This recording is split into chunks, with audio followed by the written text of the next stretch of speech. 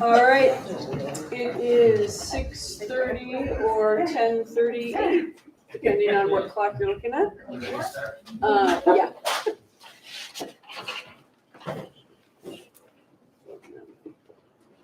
This meeting is being recorded. Great. I'm going to call this ACSD School Board meeting of May 9th to order. And let's start with introductions. I'm Victoria Jetty. We'll go this way. Suzanne Buck. Steve Orzak, Jamie McCallum, Ryan Bauer, Mary Heather Noble, Mary Gill. Jen Newseder, Chip Malcolm. Peter Burrows, Superintendent. Will Hatch, Technology Director. Great. Sorry.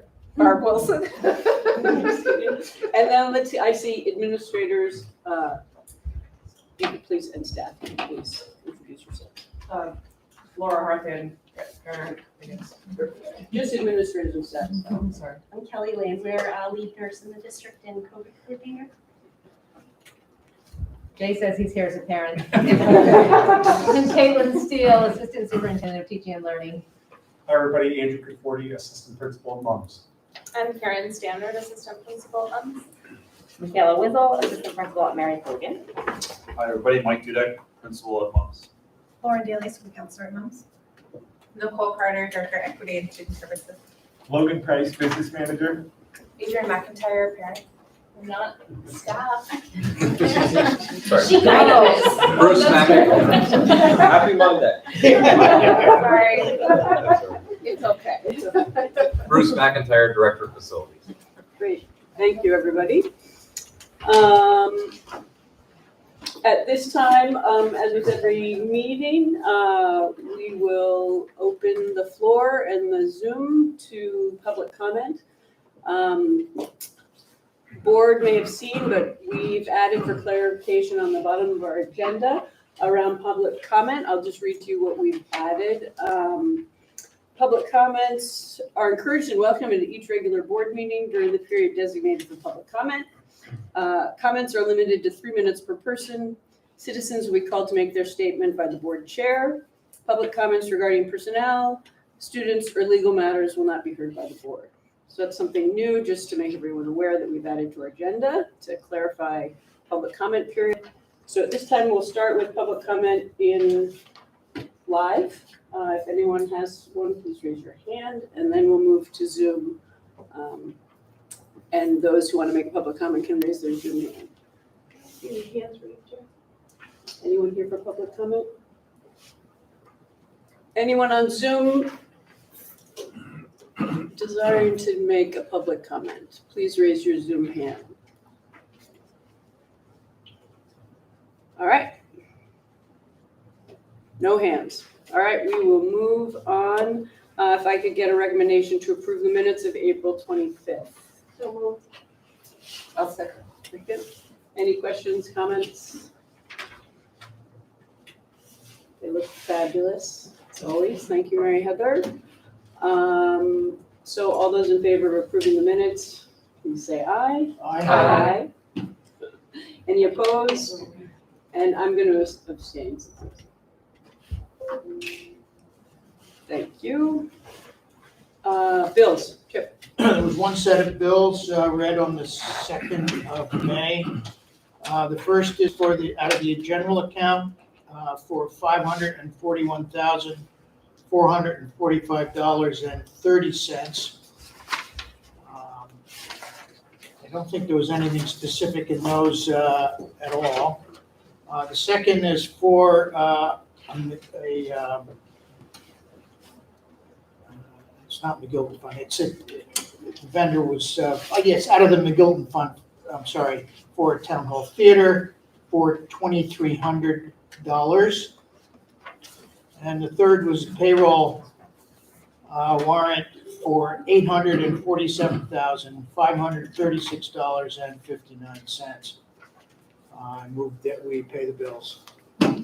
I'll second it. All those in favor, please say aye. Aye. Any opposed? Abstentions? Great. Bills can be paid. Report of superintendent, Ms. Burrows. Thank you.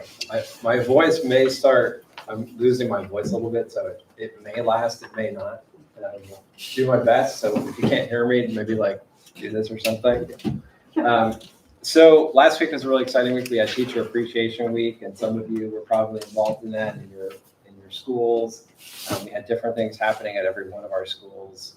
It was a great time to reflect on kind of what we normally do around teacher appreciation. And I think a lot of times when we get these yearly events and we say, oh, thank you so much, and then kind of time moves on. And I think one thing we've recognized and I've been talking about recently around teacher appreciation is the fact that we have events every year where we recognize our teachers, but we want to move towards having the kind of culture where that's ongoing and it's not the Teacher of the Year award where we recognize one teacher. That's a great event. It's a statewide event. It's really important, but it's just one event during the year. And so some of you probably saw the email I sent out about the nomination form to start recognizing teachers. And we're talking about what kinds of things can we be doing both at the district level and at the building level to support that kind of culture. So anyway, it was great to be talking about that last week as we look ahead and think about the kinds of ways that we want to increase that and really build that culture. So in our last meeting, I talked about staffing. So we're continuing through this kind of never unprecedented kind of hiring season in Vermont and probably in the country right now. I've been talking with fellow superintendents, checking in, asking them how are things going, what are you kind of seeing in terms of movement. Our contracts closed on Friday, so we still are in kind of extension land right now, so we don't quite know where things are settling. But we are kind of, we do still have a lot of hiring processes that are open. We have many that have been filled. I shared in our last meeting that we had filled most of our open positions. We have had, since that time, again, like in this hiring season, we've had a few that have opened. So we're starting those processes now to fill those positions. We have had, I think, contrary to what we thought we would get, our pools have been pretty strong. We have 3, we're finishing up right now. We're in process of 3 of our admin positions that we're hiring, the 2 assistant principal positions, and then the shore principal position. We expect the 2 AP hires to happen hopefully this week. And the shore position, I think, in the next couple of weeks. So a lot of activity there. Some of you are on those hiring committees and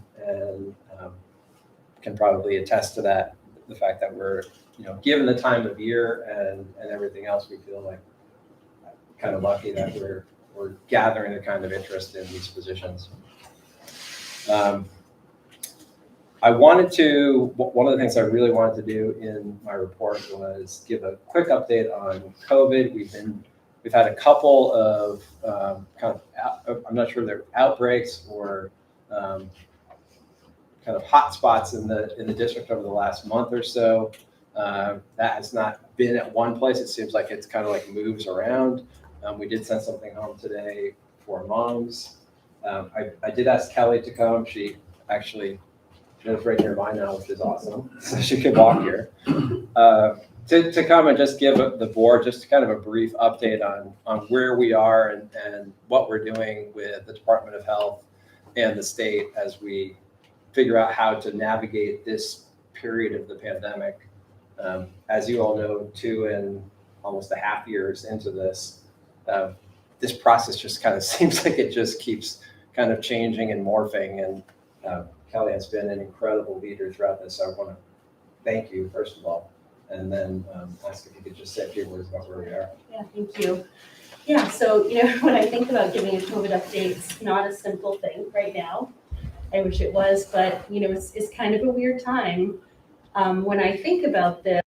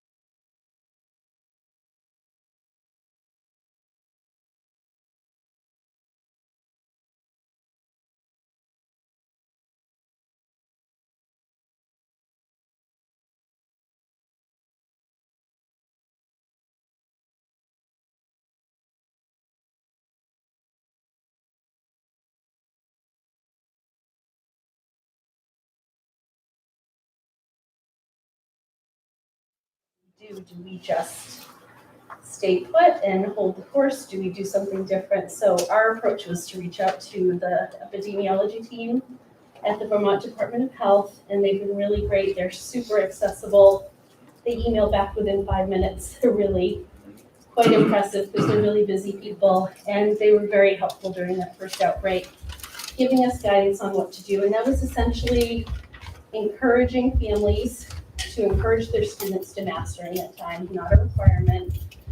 We had kids back in pods, which means, first, second, third grade, instead of kind of free for all at recess and everyone doing their, being together and doing things together, we really separated kids for a little bit to try to minimize the spread, reminding people to keep their kids at home when they were sick. We sent home test kits to everyone, encouraging them to test kids before school, among other things, and it really did help to cut that short and bring it back down quite quickly. And same thing at Shoreham, that outbreak really kind of squashed quite quickly. It was impressive how that went away really fast, which was good.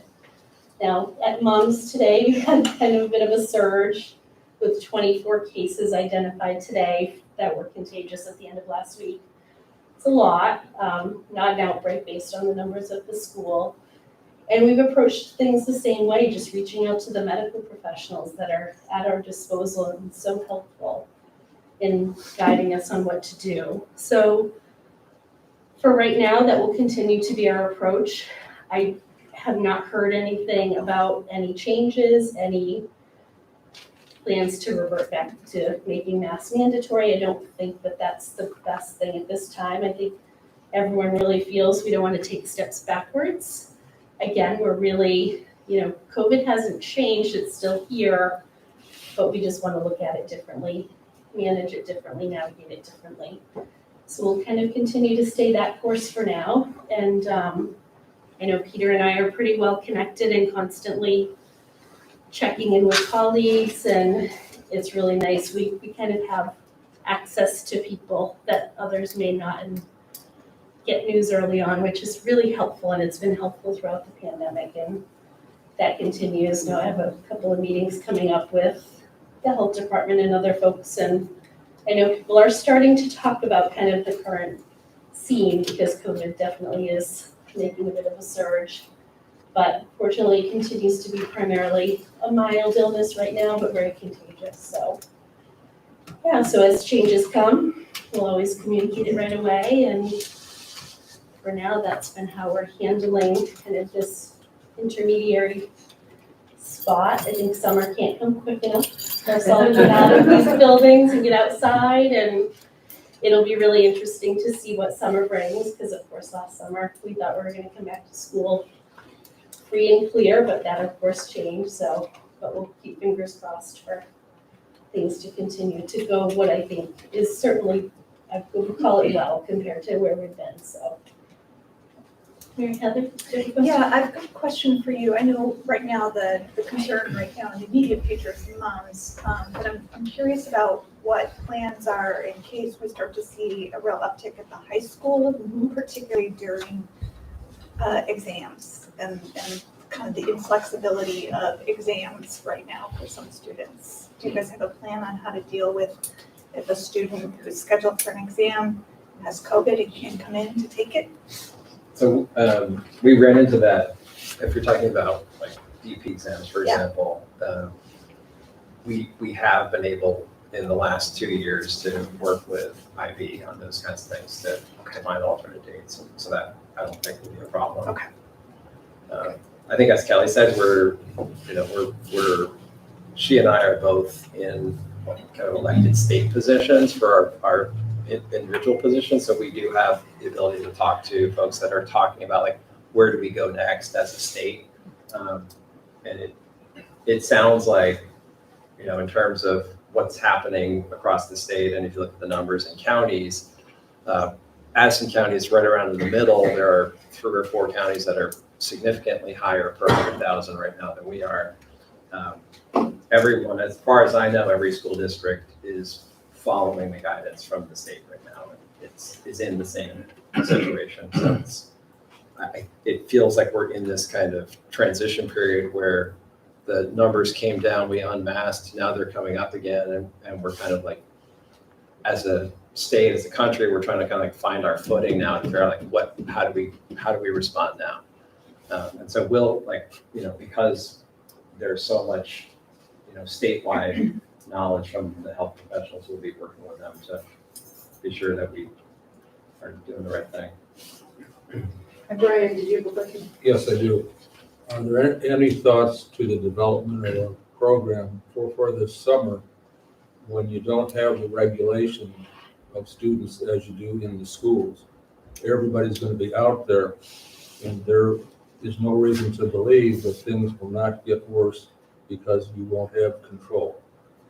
So are you thinking in terms of what can be done over the summer to prevent that?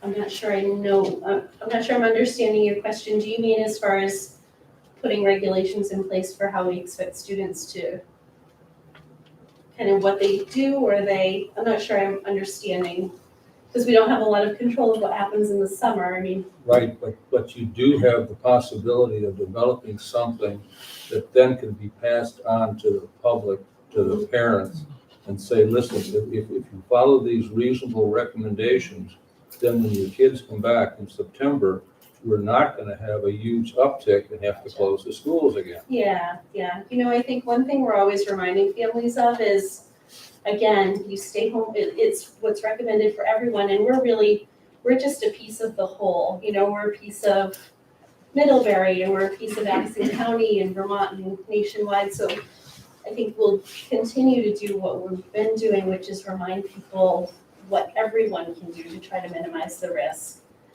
Not doing high-risk gatherings, staying home when you're sick, just general wellness too. Ways to try to boost your immunity. We certainly try to teach that to students, and so all of those things that we should all be doing to try to mitigate that risk. Is your intent to come out with something prior to school ending that will address this towards the parents and the community? We'll send a message, but we if anything was to come out as far as regulations, that would have to be a statewide thing. No, I'm not talking regulations. Yeah. I'm talking suggestions that would help the situation.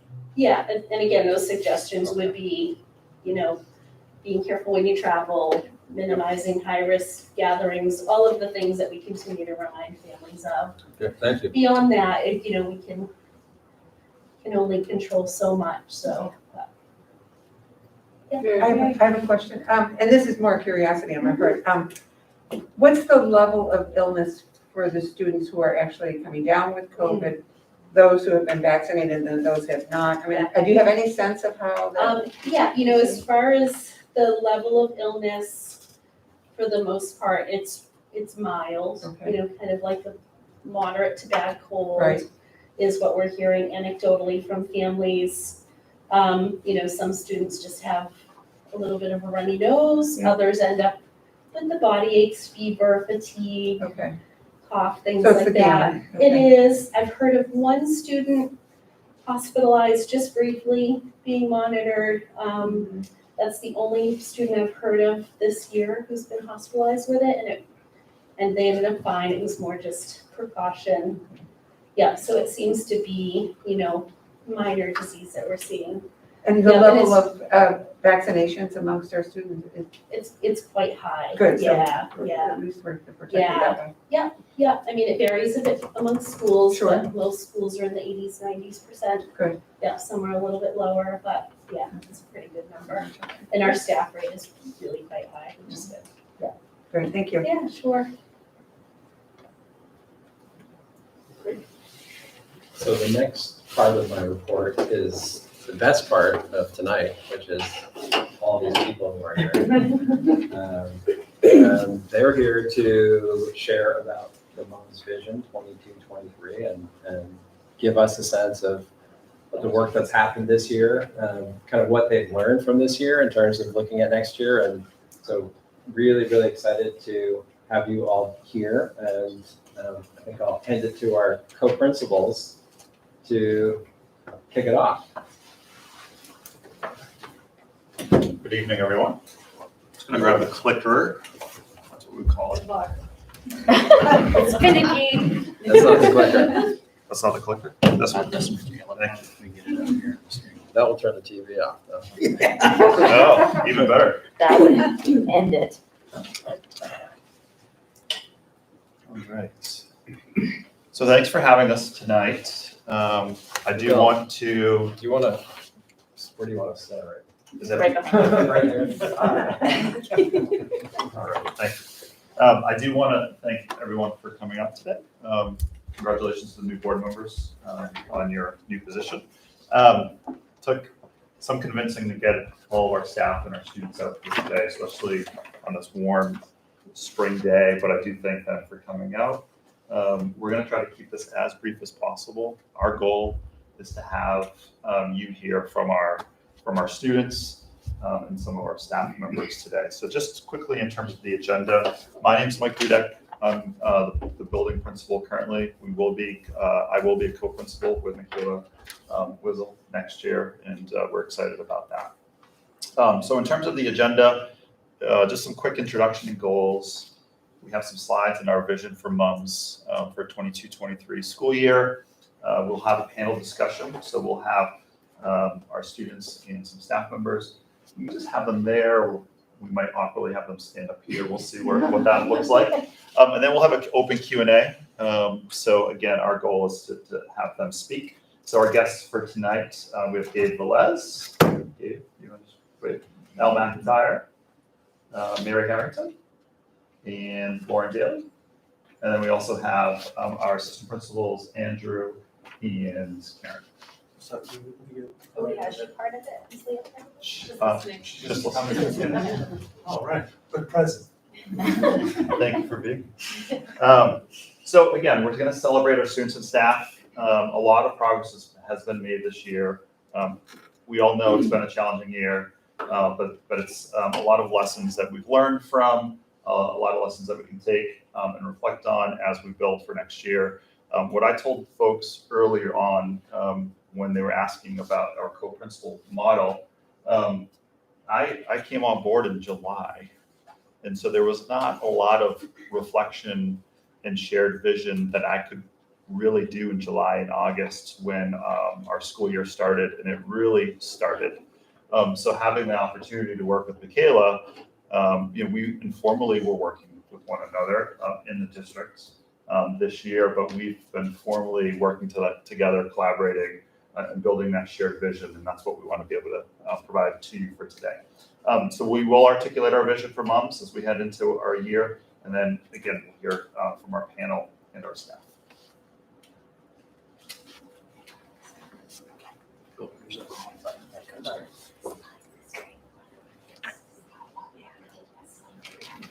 Okay. You might need a driver, Mike. Yeah. Okay. Yeah, we haven't had great luck with that. Awesome. Sorry. It's not. Okay.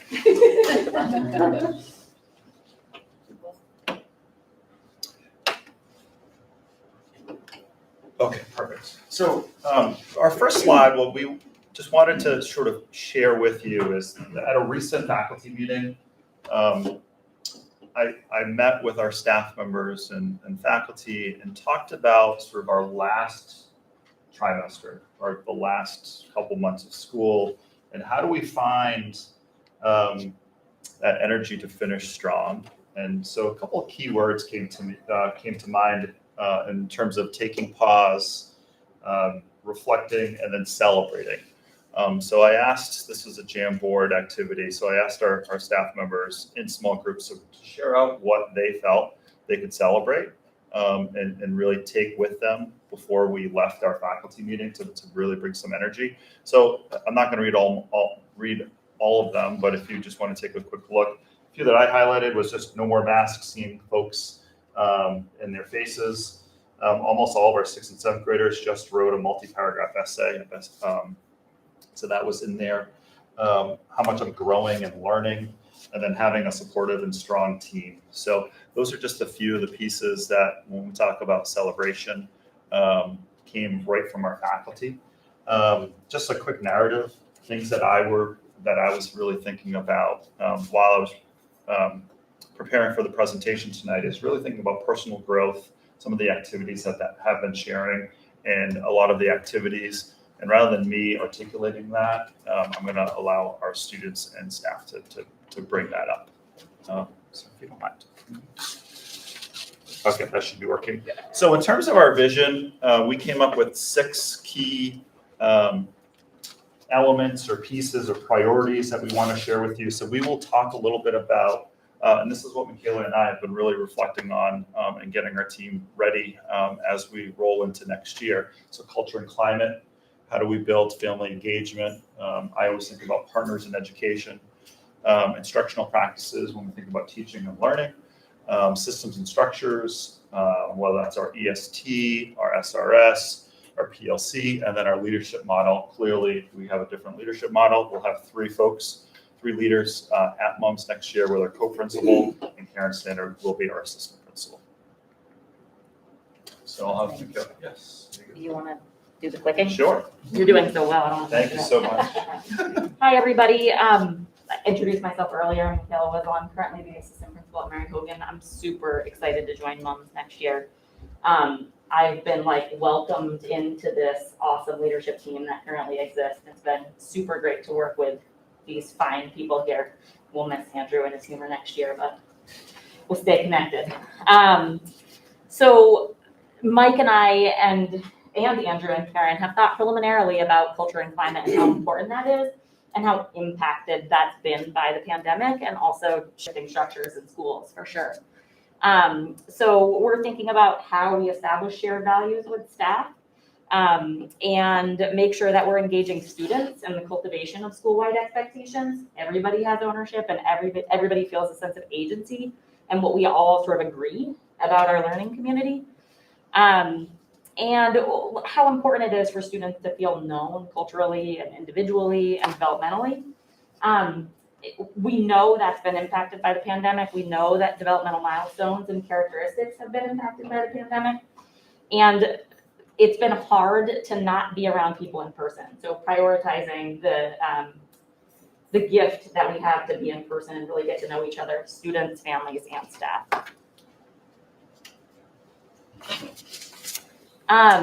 So we're thinking about prioritizing social emotional learning. That's not new and different for MUMS.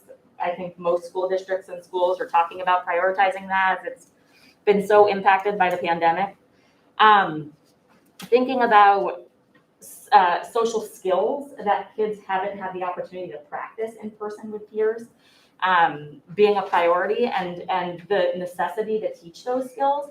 And also academic mindsets as we think about learning looking differently over the last couple of years and how they really go hand in hand and have to be taught as we think about teaching content.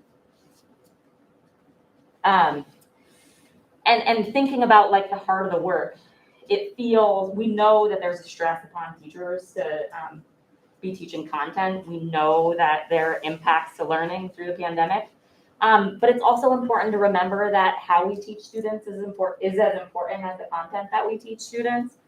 And knowing students developmentally and culturally is as important as knowing the content that we teach. So giving staff permission to do that work with students will pay off in the end and will be a priority that we'll think together with at the beginning of the year.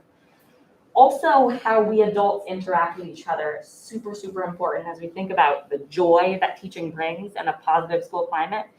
And it's been a busy, complex couple of years, and the way in which people feel joy in their work has certainly been impacted.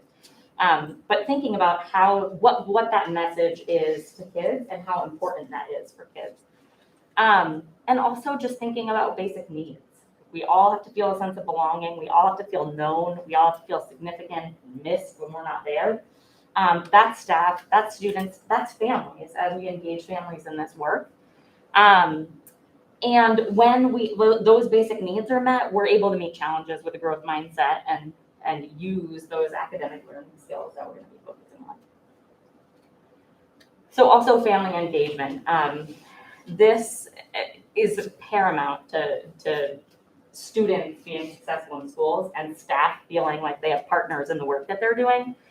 So we're thinking about ways that we can continue to bring families in to celebrate the work that's happening at MOMS, which the MOMS staff has done an amazing job of this spring, and lots of people, students, families, and staff are talking about that impact, which is pretty awesome.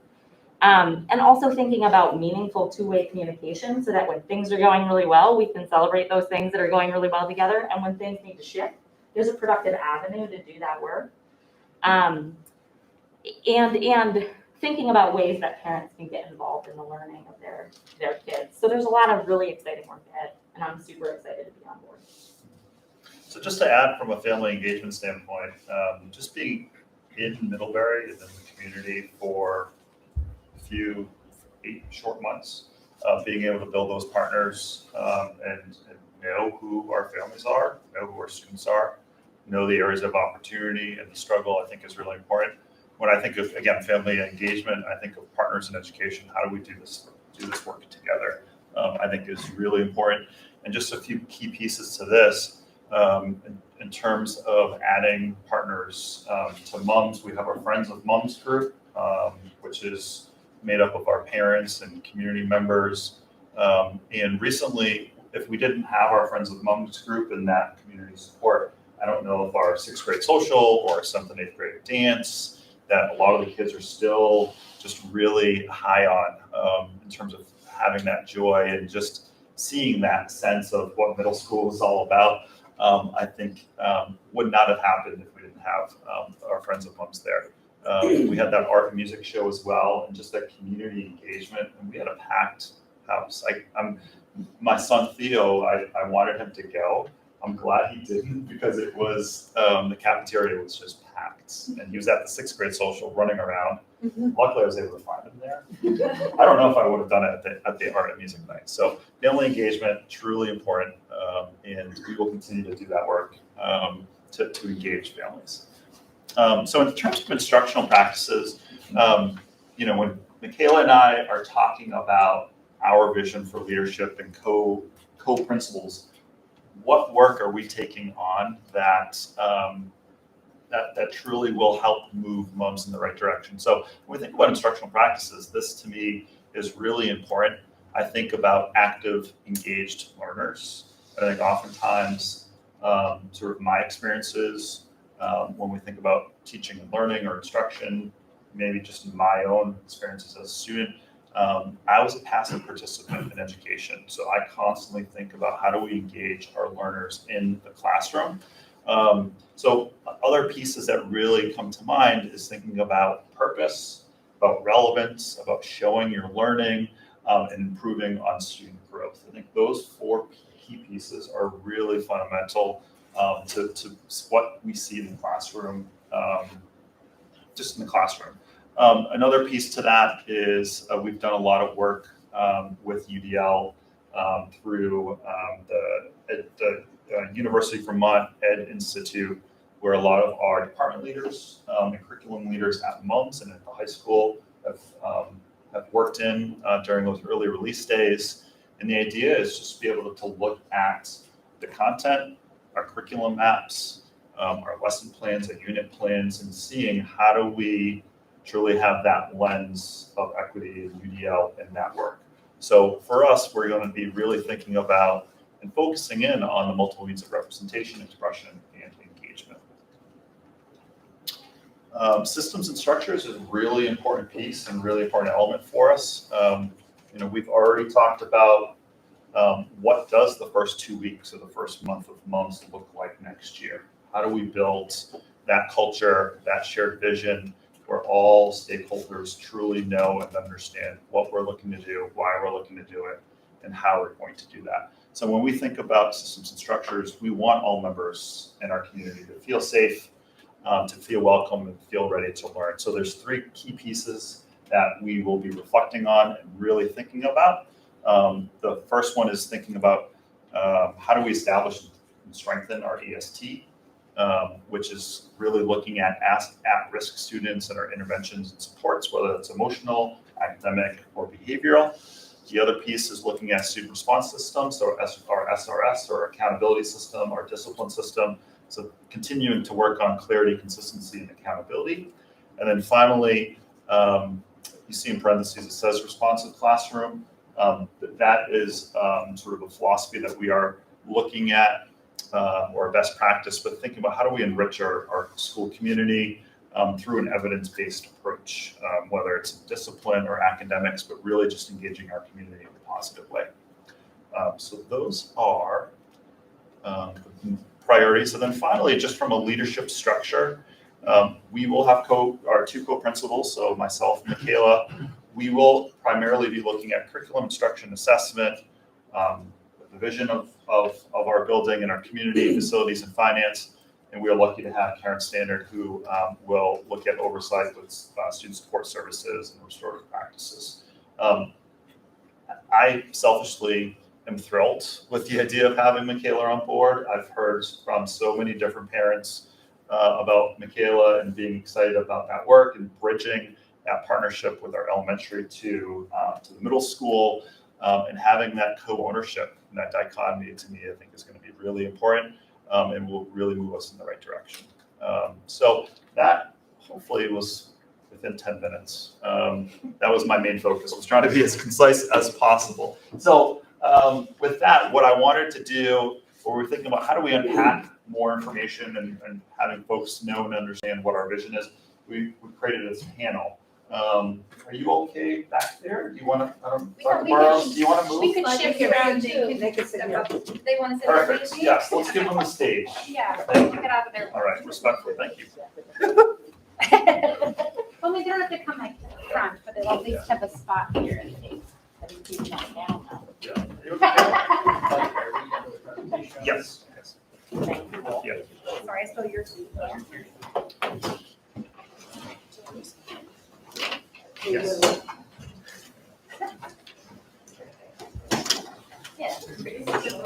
All right.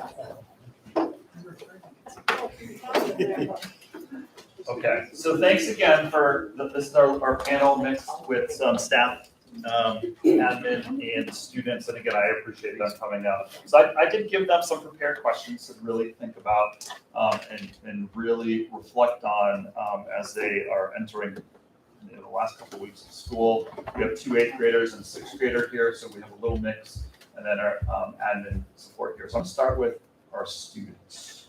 Okay, first question. Thinking about a particular day or event, can you share one of your most memorable experiences from this past year? However you want to start. What? Go ahead, Al. I'll go. Yes. The activity night was, well, it was recent, but I think just having like an event with our grade or just something with the school, not like sports or anything, and like, I don't know, feeling just like an event just for fun. It was just, I don't know, it was fun and just, I don't know, memorable for the class and just exciting. What events were going on? We had mini golf and food when you walked in. There was a movie going on in the library and some coloring, and then the gym. There was like just basketball, volleyball, and then in the cafeteria there was kind of like a dance going on with DJ. Our 7th grade DJ, right? Yeah. So we talk about 6th grade and how they were fitting into the building. They wanted to get together. I mean, that's the theme, that just folks wanted to get together and celebrate. We had, I believe there were 86 6th graders that signed up of a class of 125 from 5 to 7. I think that's pretty good. So, Mary, or anything else you wanted to add to that? I say the dance was pretty much similar. Like everybody was just super excited to just do something fun and not like worry about school. Just we all got together. It was cool. Did you see other people out there dancing on the floor outside of students? Oh yeah. A couple of the adults were out there dancing as well. We had a great DJ, and somebody was sharing with me, I think it might have been you, Jen, that they were chaperoning both the high school and the middle school dance, and they'd never seen so many middle school kids out on the floor. like just out there within the first 5 minutes. It was pretty awesome to see that. So, all right, so Karen, Lauren, and Andrew, question for you. What are some highlights that have happened for students, whether it's an academic, athletic, or social from this year? So I think some of my social highlights were already shared on activities nights and the dance. The other social things I noticed is there's more students eating in the cafeteria. There's students participating in athletic events. Students are helping other students who have significant challenges. They're volunteering to help keep the school clean, which is wonderful to see. They're taking social risks to belong as the year goes on, whether it's at lunch or at recess, joining games. And they're welcoming both community members, families, and outside teams when they come into the school.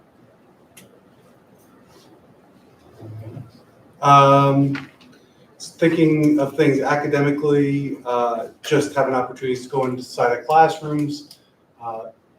2 teachers in classes come to mind. We look forward to like UDL. We certainly have some teachers that have it and are definitely putting it to work. You can think of going in, seeing a mock trial on finishing a book for Lang and Lit, but doing a mock trial and just all the work that went into it with an 8th grade group.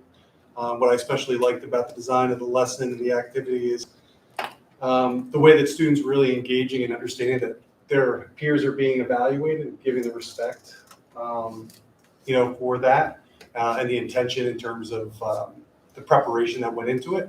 But also, I appreciated the opportunity after the fact to kind of like really pause, come back around and give some feedback. And there was literally, as part of the thing, there was everybody involved in the trial. Literally, the job of a few was just to kind of analyze and provide immediate feedback for people that kind of participated. So I really appreciated that, and that stood out. And then thinking about socially in sports, I mentioned this the other day. We were talking about 5th to 6th grade transition with parents. That Mike set up something on Zoom, and I was sharing that last year when I was transitioning at 5th grade at Salisbury. I asked about clubs and do you have volleyball and all this, and that same student got the parents and driving it. And between the winter and spring sports, we had 70 kids sign up for volleyball. So athletics and activities, we just continue to have students throughout the pandemic still sign up for that in huge numbers. So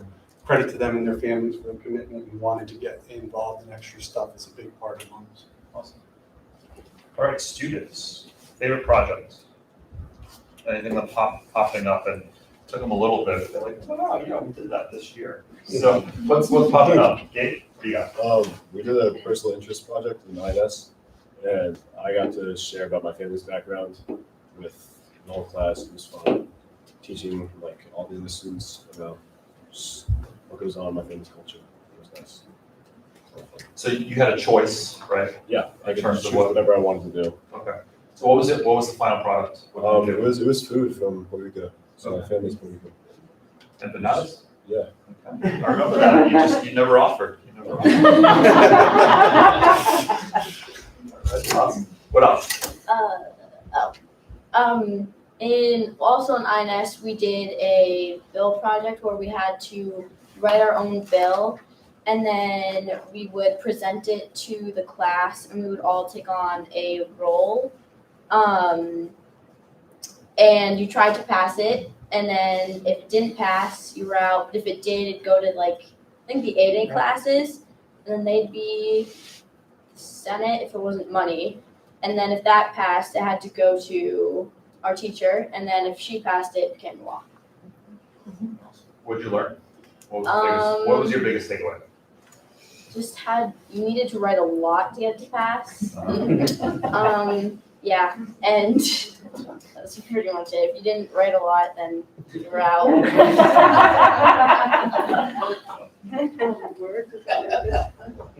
All right, staff. So this is for Karen and Lauren.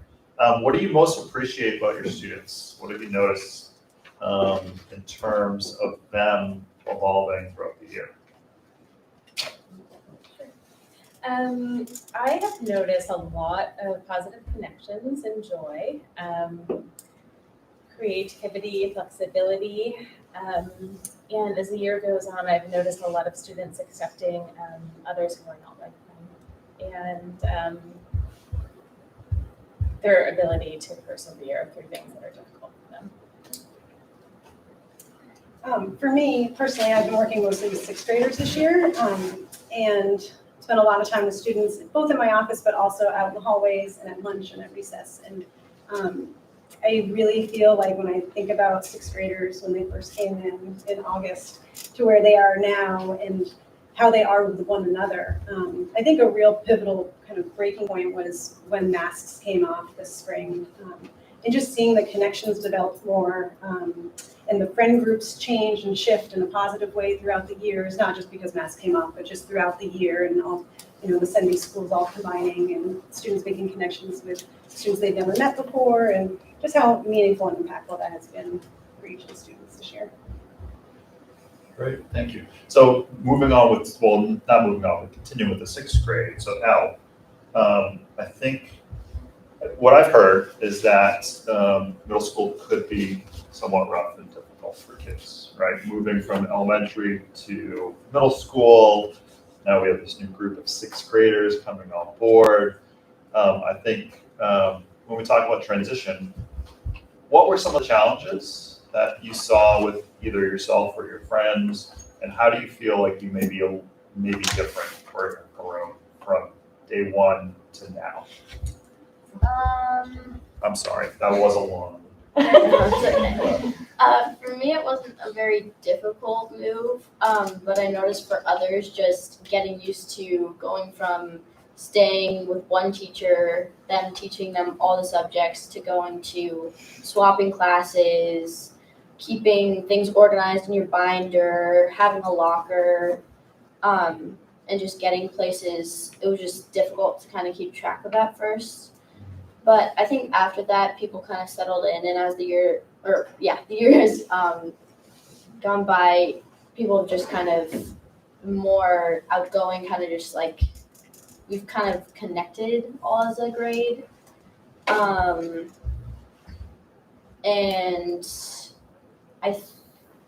what was I gonna say? I totally lost my train of thought. Just do not remember what I was gonna say. Sorry. I think it was just thinking about transitioning and what you learned. And how you maybe different. Oh, right. Yeah. From the beginning of the year, I think I just like, oh my gosh, I keep forgetting. Let me think about this. Sorry. I'll come back to it. Yeah. Right. You think about that one. Okay. So from Andrew and Lauren, from a staff standpoint, and we need to reflect on this year. Again, we've said it's been unique and challenging, in so many ways. But from a specific standpoint, in terms of admin and focus, what are those elements that you feel that we need to truly focus in on as we go into next year? We talked about this earlier, and I think it's an ongoing type of process in terms of getting connected. I think one of the challenges, for our building with staff and admin is the change in administration. It's been really highly impactful, and having new staff come in, learning, basing some of what we did early on this year based off of a mix of what has been done in the past, coming together in the middle of the year, trying to morph and put things together as we are now, and that's a continuation. And I feel like we really hit a plateau in the middle of the year and things have leveled off. We are settled now, and we are having conversations about getting off on a better foot for next year. And so I think, for staff and admin, just continue to work and improve on our communication, in terms of the two-way street would be really good going forward. It's something that everybody's looking for and seeing now in terms of conversations, and really, I think with you and Michaela working together here in this transition is really helpful. But even in these early releases already talking about what are we prioritizing in terms of, behavior, activities, and things to get off on the right foot for the fall is probably the biggest focus where everybody wants to see coming in. I have two things. One, I think both you touched on in your presentation, so thanks for stealing my show. But I think from a staff perspective, I think one of the most important things is understanding the 3 different roles of our administrators next year. And as a staff member, if something pops up, who do I go to? What are the clearly defined roles and responsibilities? And how to communicate that to staff so that everybody is aware and feels like they know what to do in the moment. So I think that would be a huge one. And then the other piece that came up in your presentation was about the SRS and changing some systems and structures. And I think just the importance for staff to have that time to unpack it and really engage with that work during pre-week. Because I think one big thing that hurt us as a school this fall was jumping in and everything starting so quickly in August and not having that time. And I think with a lot of new staff members coming on board and changes in structures, that time needs to be spent in the building working on that before the students get there. That would be the only other thing I would add. Great, thank you. Those are just shared elements that people have definitely talked and expressed at workshops and focus groups, so we appreciate that. Students, let's see. I'm gonna change it up a little bit. What did you learn about this year that will help you for next year? So we have 2 rising freshmen, right, and then a 7th grader. Right, look at that smile on that. Right? But what did you learn, and what do you want to bring for next year? Mary, what do you think? All right. I think that a lot of the stuff that we learned this year in 8th grade was really like setting the stage and a foundation for us for our expanded knowledge in the high school of what we will learn. We learned a lot of the basics and we were in different subjects so that we could in high school hopefully we can grow on those that learning that we already have. So you were talking about a lot of the foundational skills that you need, right? Sometimes it may not always be fun, but just being fully prepared. And Yeah. you feel like a lot of your classes have gotten you to that level of being prepared for that, along with some fun. Yeah. Okay. Anything else to share? Yeah. Okay. Sorry. Okay. No, like a lot of kids use their voice a lot this year, and it helps kind of, at the beginning of the year is really hectic in classrooms and just what's going on within the school. And kids using their voice, it kind of helps calm everything down and gets them figured out. Still. I like your point because I feel that students took ownership of that building. Right? Everyone was new. We didn't have that ownership, and I think I've seen it personally. I've heard it and observed students really sort of regulating one another, saying this isn't what we do, and it was really great to see that, and not have folks just kind of take a step back, throw their hands up, and saying like, "This is, I don't know what you want me to do or say or act." But I think we have students and peer groups really sort of checking themselves. There's still work that needs to get done, but there's that ownership of having our students take on with their peers, and it wasn't just the adults. So I think that's a really important piece. Thanks, good. All right, final question for staff, and then one more question for our students, and then we can have it open up for Q&A. So in terms of priorities to our adults here, what do you feel that we've been able to directly address for next year through the teaming model, whether it's our leadership team model, our schedule, anything that's coming to mind that we've been able to build and facilitate and share that you feel, again, that we've been able to address? Well, one thing that I could just build off of what I was just saying in terms of, it being a work in progress for sure, but, in the middle of the year, looking at the student response system and how we're addressing it and looking at, discipline practices really and streamlining that, opening that up, I think it was a great addition. I saw a lot of benefits from teachers just making that immediate contact with families to let them know and connect directly who's involved with incidents in the classroom is a huge benefit, especially well received by parents and families. And I don't think as time consuming as maybe teachers had feared in terms of, making contact. It's actually pretty good with that. So that's something going forward in terms of those improvements. Building and supporting better systems in terms of maybe some more restorative practices. But I think also going back to, what are the priorities? What are the consistent things that we are making sure that as a staff that we're all holding our students accountable in the same way so that they're getting that consistency from class to class. And so everybody's on the same page. Because I think it's like Lauren was saying is, having some new staff is like, I don't know what to do or where to go to with this. And, that affects, systems and it affects how students respond and how staff respond. So I think that's something that we did a good job of, attending to. And again, it's had some benefits here, but I think now, even with that, how do we tighten things up that are working well and build off of that? Is I think definitely an area of interest for our staff and going forward and prioritizing for the fall.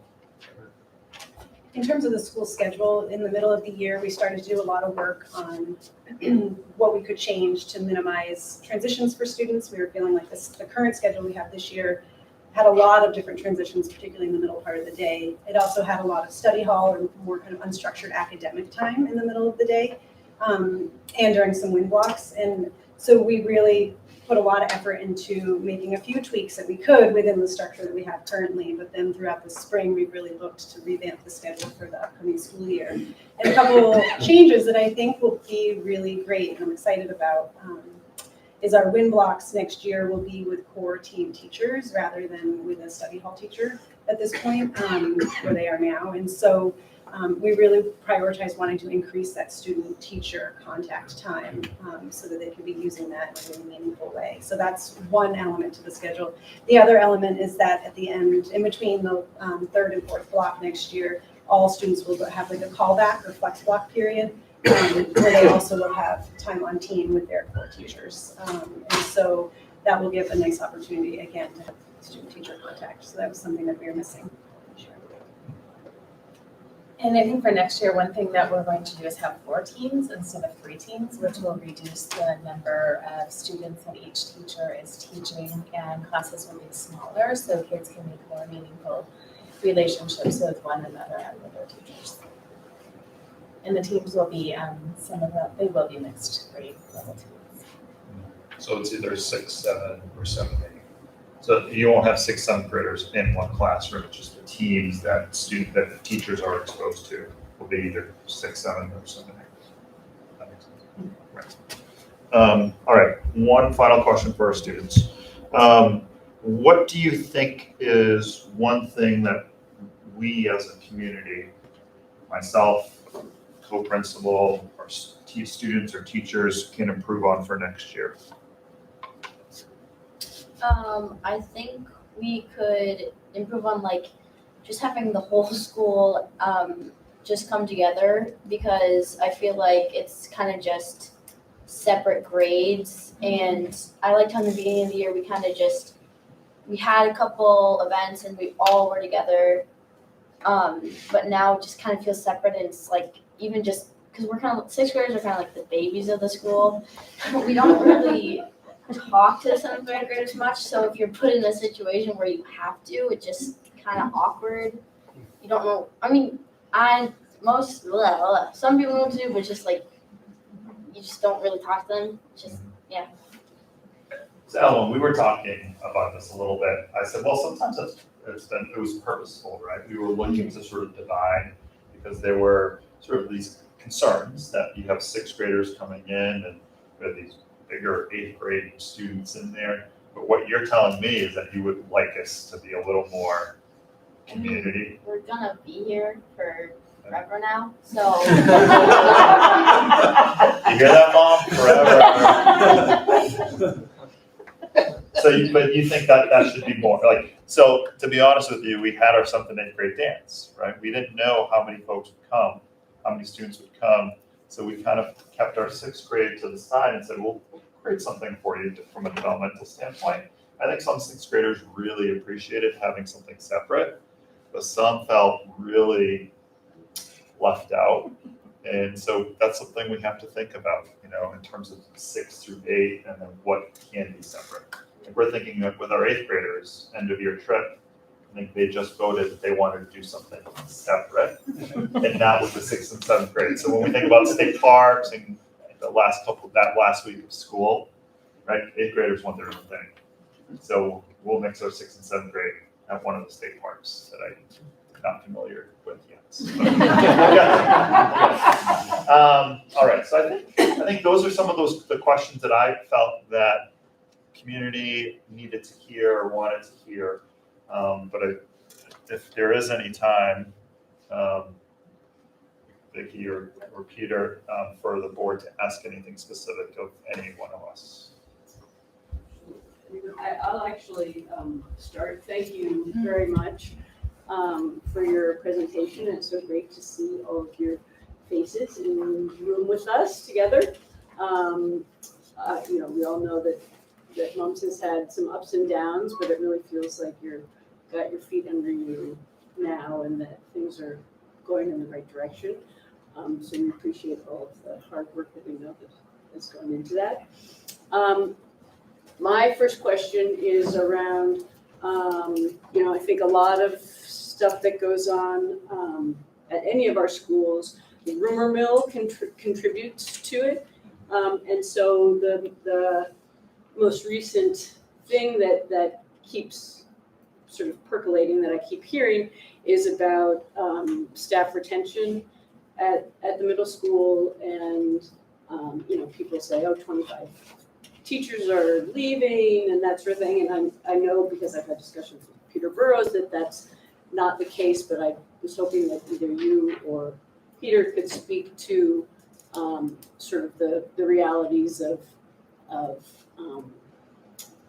staff and faculty moving on or not.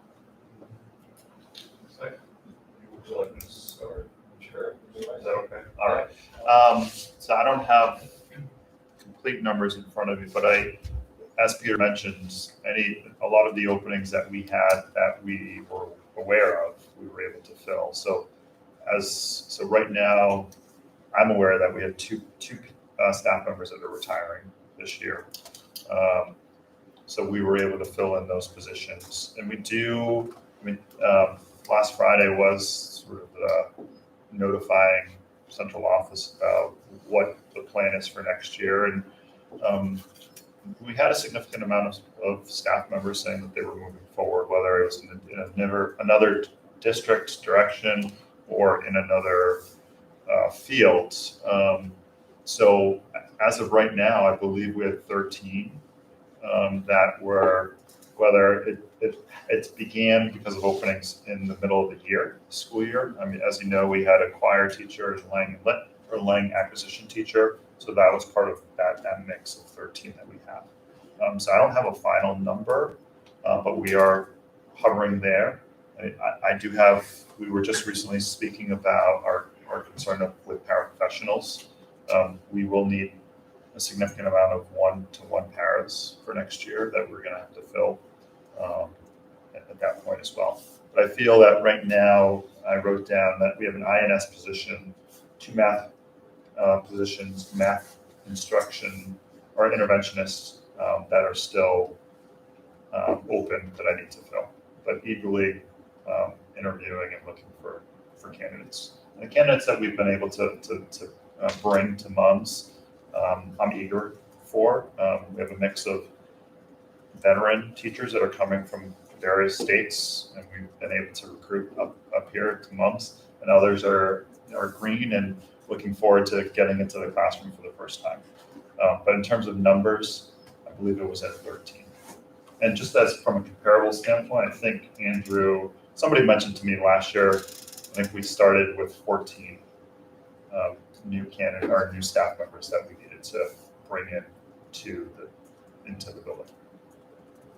Am I allowed to ask a question? It's a follow-up to that one, but okay, that's fine. Sorry, No, it's it's a meeting of the board. That's fine. No, just, Yeah, I wanted to ask the students. So there's been a bit of controversy about bringing the sixth grade to the middle school. As a sixth grader yourself, or any other students here, would you rather have spent your sixth grade year in the elementary school that you came from, or were you glad to come to the middle school? And for those older students, did you like having the sixth graders around, or would you have appreciated if they weren't there? Well, being a sixth grader, I think when I heard they were talking about moving to sixth grade, at first I was just like, no, I want to stay at Mary Hogan, like, I don't want to move. But now, being at the middle school for sixth grade, I think it was a good choice because I don't know. I feel like fifth grade, just that age and development, that was like the good place to stop there. And for me, I feel like it really was a nice transition, and I'm glad I spent my sixth grade at the middle school. I don't think it was that much different for eighth grade. We weren't really impacted by it that much to have them in the building because we weren't mixed that much in activities. I think it was fun, and I know that when I was in sixth grade, I think I wished I was in the middle school at that point.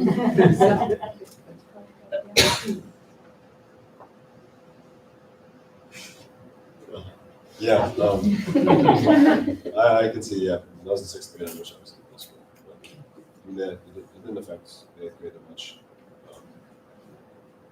Yeah. Thank you.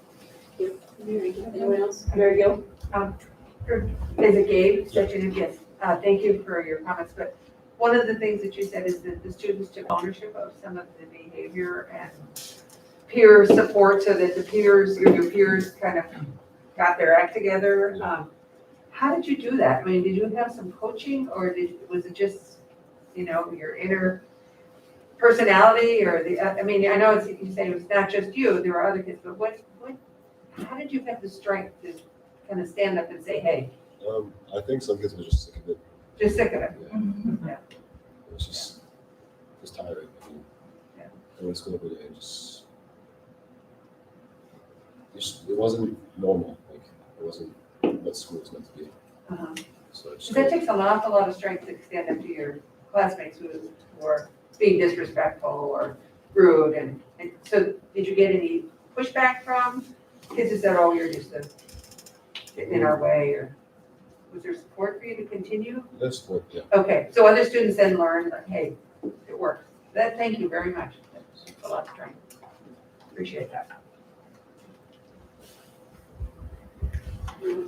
For next steps moving forward as a parent of a middle schooler and just kind of talking to a lot of the parents who might be looking forward to, like, when do we know more of the details, right? We've got an overview of what next year's looking like.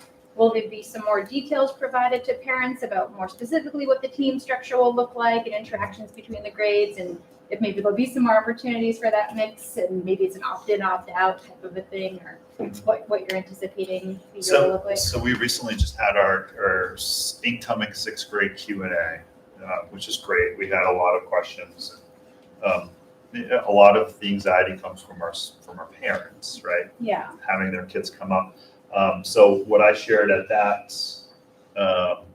session, and Laura may be able to tell me the dates, but I know we have a in-person parent session that's coming up at the end of May. And then we have an orientation for all of our sixth graders coming up. I think it's June 1st, so that they have a feel and understanding of the building. But what's really neat is that at Mary Hogan is going to be hosting all elementary students in the afternoon. They'll have a lunch, some team building exercises, so that there's a little more collaborative and team building elements to that, knowing that this is the next cohort of students and the next community that's coming together. selfishly, a lot of the energy has been thinking about what's our vision and what we want to do to spend that energy there. Also looking at interviews and holding on to our staff members, building those teams. And once we have more of a solid base of what that will be, we can definitely share that information to staff. But that would be sooner than later. Clearly, with the in-person session, I think it's on May 29th. May 25th, okay, sorry. We'll have a lot more information for folks. And we were able to get a lot of information or understanding of what parents are looking for from that session that we wrote down and are just building that resource bank for folks. Yeah, and even if at that May 25th, you get more questions and just tell people when they might be able to expect more information. I think just the not sort of knowing what to expect or knowing when they can expect it will help people feel a little bit more comfortable, knowing that there's a fourth team and some anticipated changes. Yeah, absolutely. I mean, I think, Emily, I don't think is here, but Emily Blissstein, just being able to share how some of that information can be shared. She's more of the expert than I am, but there were a couple parents saying, we just want a one-pager, like just to give me an infographic on, what's MYP. So, I mean, just information like that is definitely beneficial. So thinking about how do we provide enough information that's not overwhelming folks, but giving them what they're looking for. Great. So, yeah.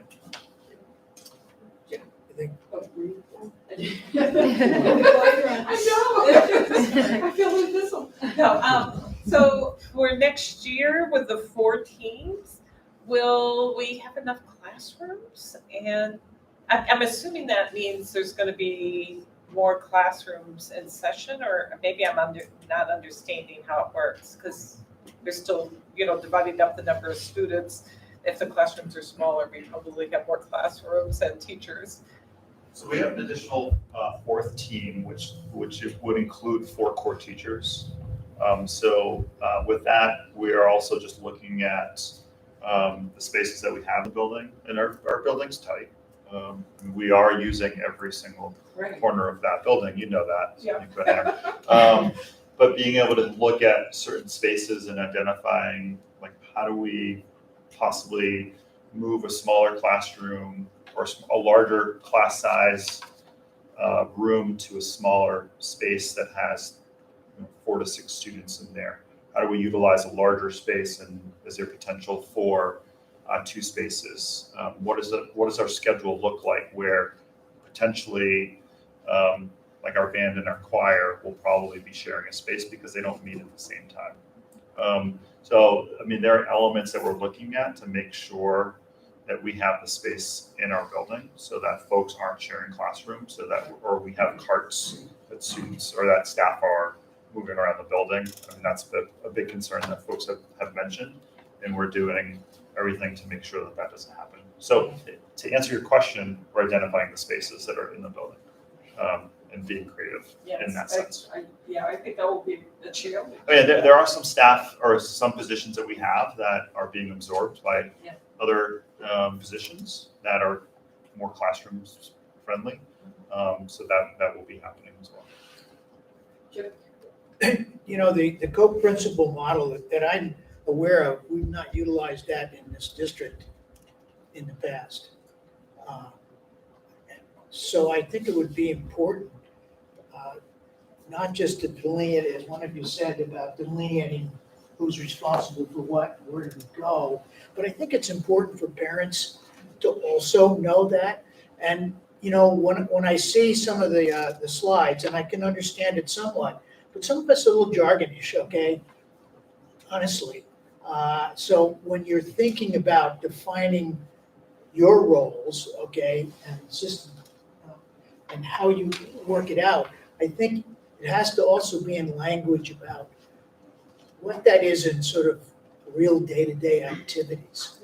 I think it's pretty delineated in places in the high school over the years by the nature of the people that we had in both principal and assistant principal over the many years that I go back. But you sort of knew who that person was going to be. But I think, to me, I'm not clear by even the way you delineated. So as you go through that, I think it would really be important in the communication to parents to delineate that role. Obviously, it's flexible, and that's part of the beauty of co-principalship, but it can't just be, well, we don't know who to go to. So, Point well taken. Very good. I guess this is a question for, well, for both teachers and admin. I'm just wondering the degree to which the staff at MUMS were involved in kind of problem solving to adjust the structure for next year, and you know, whether folks in the building feel like they have what they need for next year. I don't know exactly who to through it too, but I'm just wondering how that process was. I mean, we got a couple reports, like in February, kind of adjustments that were being made for this year in the moment. But I'm just curious who was kind of at the table as adjustments were being made for next year's structural changes. So I think that's a great question. You know, we were collaborative in knowing and understanding and identifying what our priorities were. I think it came down to that's the piece that we wanted to unpack, discover, and then provide a model that we felt could be presented and move forward for next year, knowing the timeline that we had. So early on in November and January and February, you know, some of those priorities were pretty constant. One was thinking about our teams. Our team sizes of 125 to 127 were large, and folks were not used to that. It was a pretty hard transition in wanting to create more teams, smaller cohorts, so that faculty felt like they can reach students and have that personalized approach. So that was one priority that we felt like we needed to hit right away. So or target. So luckily, you know, speaking with Peter in central office and really identifying what were those needs and fiscally how were we able to do that, you know, through ESSER funds and locally funded budget, we were able to support getting a fourth team involved. So that got our numbers from 125 to 127 to teams of 90 to 105. So our 6th through 8th is a little heavier on the 8th grade just because of how many sections we were offering. But at minimum, we were able to get to that 4 teams. Is that ideal? We haven't lived 4 teams yet to know that. I'm sure if you ask folks, they would want smaller cohorts. 2, the priority of thinking about our schedule and how to create a schedule that had less transitions and had less or more structured learning opportunities was really vital and important. And this year, our schedules changed in terms of not the structure or logistics, but just really thinking about where are students, where are they being placed, what does Flex 1, 2, 3 look like in that lunch schedule, how do we bring in a little more hands-on and inquiry-based and project-based pieces. So we revamped that to get students in structured learning environments. So I think with Lauren was speaking about, we sort of eliminated that lunch flex block, created a callback period of 30 minutes. And our flexes are now having students work with their team teachers. So when we first started the school year, students that were in a flex block, which could have been a study hall or an opportunity for support, they weren't seeing their direct teachers. They weren't seeing their teachers on team. So which didn't help support that piece. And then the other priority that really came up was how do we create a safe, nurturing learning environment? So the developments and the evolution of what SRS is and continues to be, you know, priority was teachers said they can't teach in the classroom with the distractions and the amount and the volume of disruption that was happening. So we needed to minimize that as much as possible, provide a system and structure in place where students were taken out of the classroom and there was direct communication, there was accountability, and there was an opportunity for us to know, for students to know, that if they were asked to leave the classroom for disruption, they weren't going back into that specific room for that day. So those are pieces that I felt were important for us to prioritize. And again, I think at the end of the day, we're trying to staff a building that's fully staffed. We haven't been fully staffed all year. And those holes haven't helped us.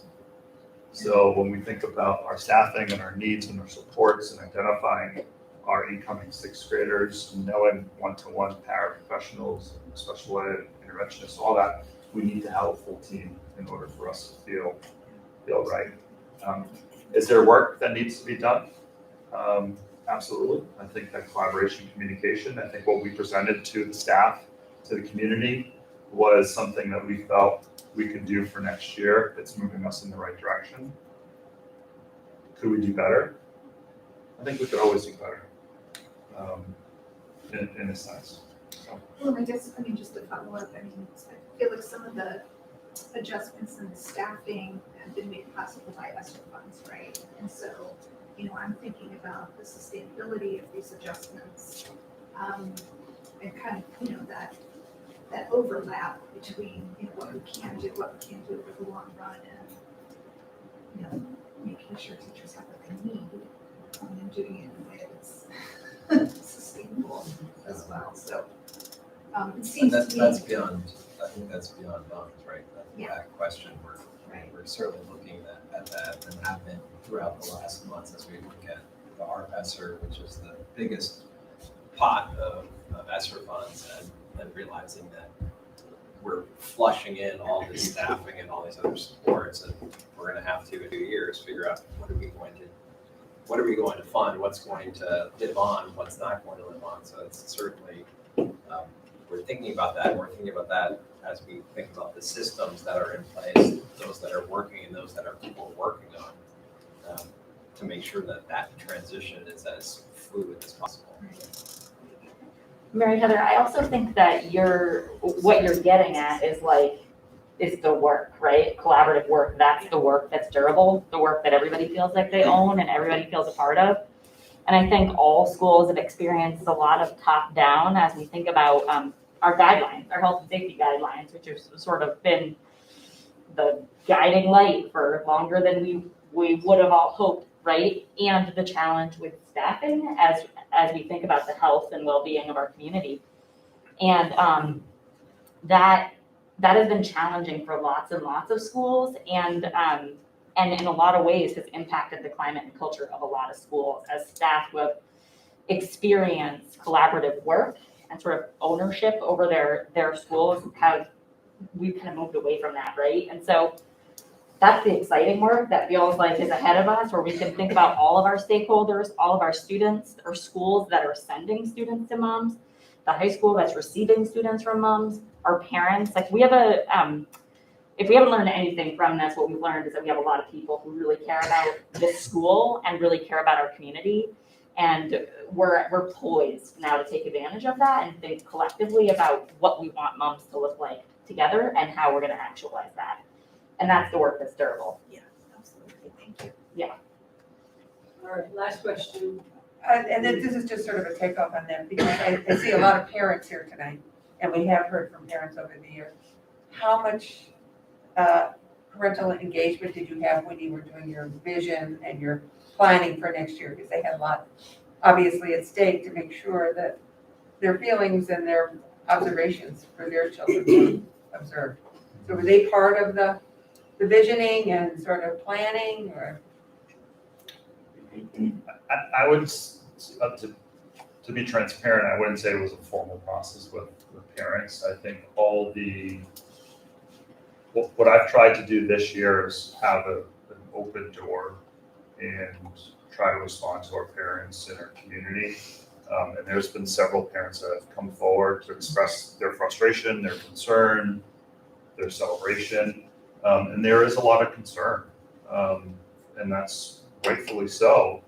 And thinking about how do we take those concerns and turn those into action plans, and at the same time listening to our students and our staff share the same concerns, and how do we do that together? So from a formal standpoint, I didn't have a working group of parents coming in to share that, but in those informal conversations, knowing like from that, how do we prioritize and create 6 pieces? And that's the work that we're gonna have to continue to do, is now bring in people and say, well, what does that mean when we think about being partners in education? Or what are those concerns that you want to truly bring up? And how do we come together and find those solutions? Because at the end of the day, a lot of our students will go home and share their concerns, frustrations, celebrations that we often don't know about. So bringing them to the table and putting something on paper that's going to truly work is the work that I'm eager to do. Well, thank you so much for being here. For all the things that you do, appreciate it. And we can't wait for all the good stuff to come. And hard conversations included. Thank you. Thanks a lot.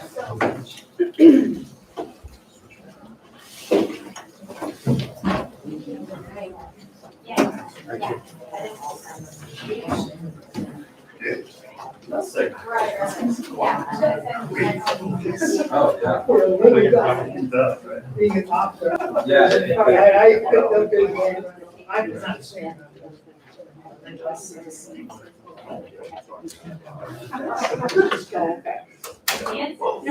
Wait, what?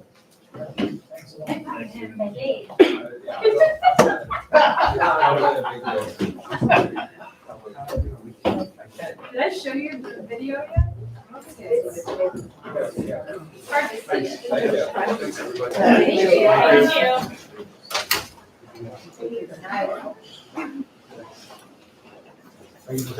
Thanks.